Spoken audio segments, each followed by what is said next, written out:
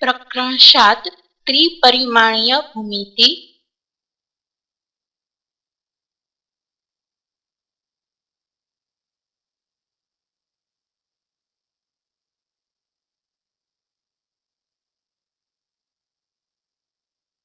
હવે ત્રિપરિમાણીય ભૂમિતિ એના માટે પહેલા આપણે તો ધોરણ 9, ધોરણ 10 અને 11 માં આપણે યામ ભૂમિતિ શીખી ગયા અને એમાં આવતી કેટલીક સંકલ્પનાઓ જોઈ ગયા કે જેવી કે સદિશમાં અવકાશ હોય એ, R3 માં ત્રિપરિમાણીય યામ ભૂમિતિ વગેરે આપણે જોઈ ગયા.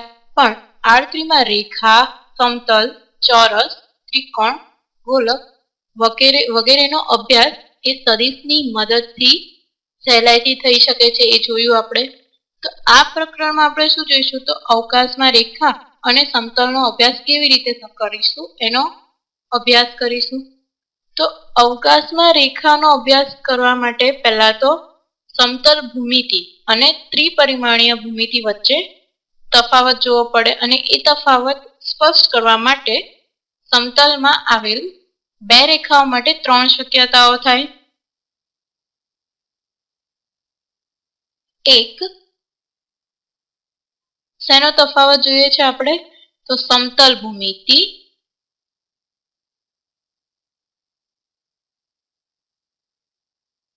અને ત્રિપરિમાણીય ભૂમિતિ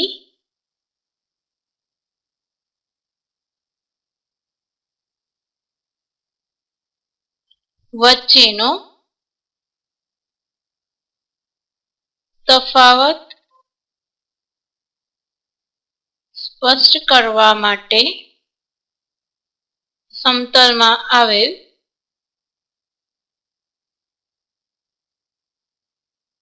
બે રેખાઓ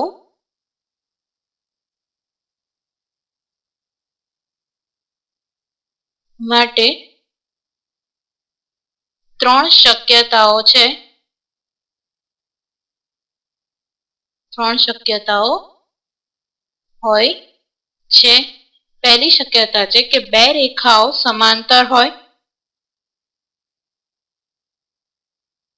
બે રેખાઓ સમાંતર હોય. બીજું છે કે બે રેખાઓ એ કેવી હોય સંપાતી હોય. બે રેખાઓ સંપાતી હોય. અને ત્રીજું, બે રેખાઓ અનન્ય બિંદુમાં છેદતી હોય. બે રેખાઓ અનન્ય બિંદુમાં છેદતી હોય. તો આમ સમતલ પર જે રેખાઓ દોરીએ એ રેખાઓને આપણે સહેલાઈથી ચકાસી શકીએ. પણ R3 માં આપણે એ બધું જરૂરી નથી. તો એના માટે શું જરૂરી છે? એના માટે પણ સામાન્ય રીતે બે શક્યતાઓ છે. એક તો છે કે એ રેખાઓને સમાવતું એક સમતલ હોય, એક સમતલ મળે અથવા તો બે રેખાઓને સમાવતું કોઈ પણ સમતલ ના મળે. આ બે શક્યતાઓ છે કે બે રેખાઓને સમાવતું કોઈ એક સમતલ હોવું જોઈએ અથવા તો સમતલ ન હોવું જોઈએ. જો તે એક જ સમતલમાં હોય તો તેને શું કહેવાય? સમતલીય કહેવાય. અને ઉપર મુજબની આપણને 3 શક્યતાઓ મળે. પણ જો એ બે રેખાઓને સમાવતું કોઈ સમતલ ન મળે તો એને વિષમતલીય રેખાઓ કહે છે. બે રેખાઓને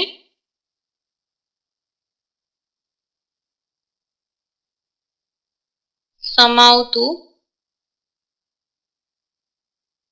કોઈ સમતલ ન હોય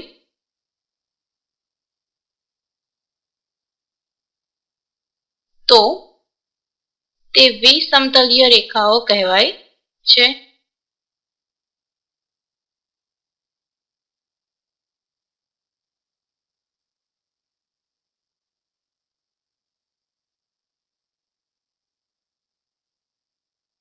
ઉદાહરણ જોઈએ. ઉદાહરણ તરીકે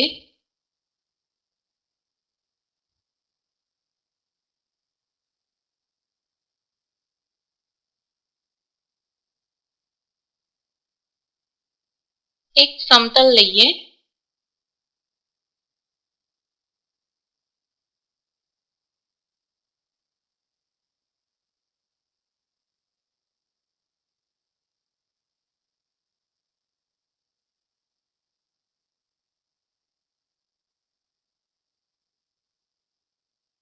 એમાં આપણે રેખાઓ દોરીએ. ધારો કે અહીંયા કોઈ રેખા L છે, અહીંયા કોઈ રેખા M છે અને અહીંયા કોઈ રેખા N છે. આકૃતિ 1. તો આકૃતિમાં દર્શાવ્યા પ્રમાણે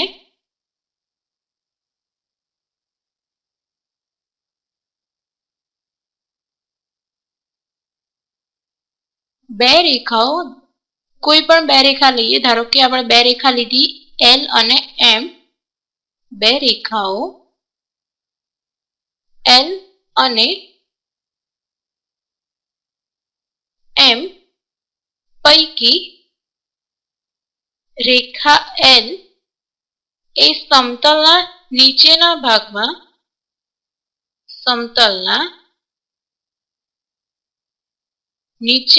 ભાગમાં છે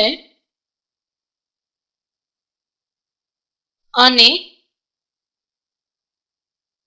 રેખા M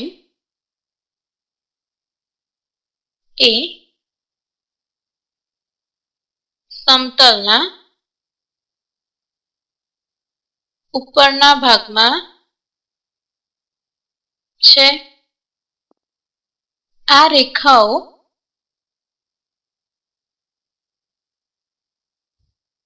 L અને M એ કેવી છે? એકબીજાને સમાંતર હોય એવા ભિન્ન સમતલોમાં આવેલી છે. એકબીજાને સમાંતર એવા ભિન્ન સમતલોમાં આવેલી છે. તેથી તે બંનેને સમાવતું કોઈ એક સમતલ શક્ય નથી. તેથી તે બંને રેખાઓને સમાવતું કોઈ સમતલ શક્ય નથી. માટે આવી રેખાઓને શું કહે છે? વિષમતલીય રેખાઓ કહે છે. માટે આવી રેખાઓને વિષમતલીય રેખાઓ કહે છે. આથી આવી શક્યતા એ સમતલ ભૂમિતિમાં જોવા મળતી નથી. આવી શક્યતા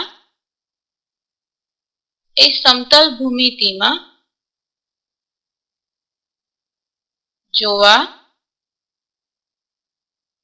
મળતી નથી. તેથી L અને N તથા M અને N એકબીજીને છેદતી નથી. કારણ કે બધી જ રેખાઓ કેવી છે? અલગ અલગ સમતલમાં આવેલી છે. માટે આવું સમતલીય ભૂમિતિમાં જોવા મળતું નથી. સમતલીય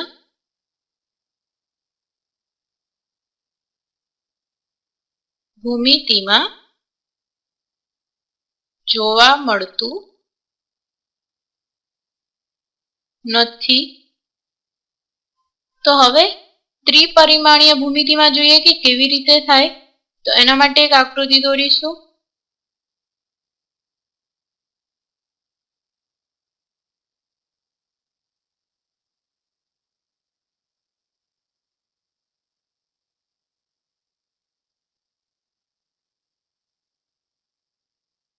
રેખા એલ એમ અને એન છે અને અહીંયા બધાને કાટખૂણા છે.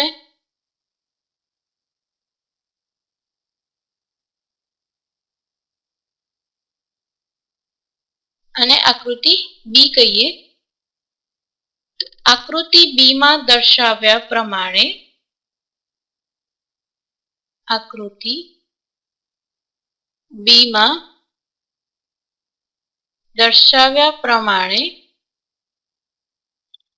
ત્રિપરિમાણીય ભૂમિતિમાં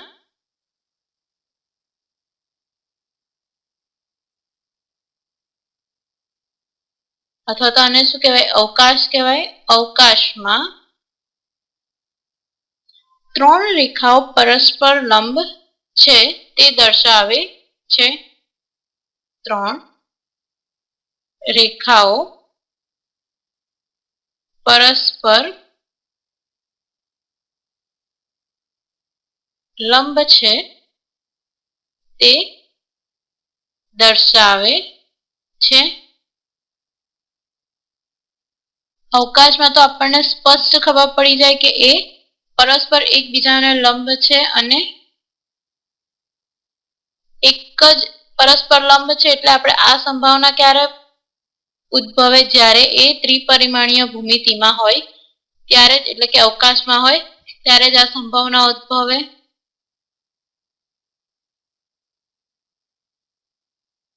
એટલે શું કહી શકાશે કે આ સંભાવના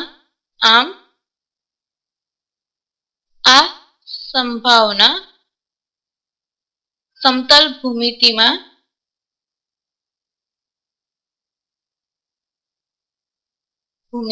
શક્ય નથી.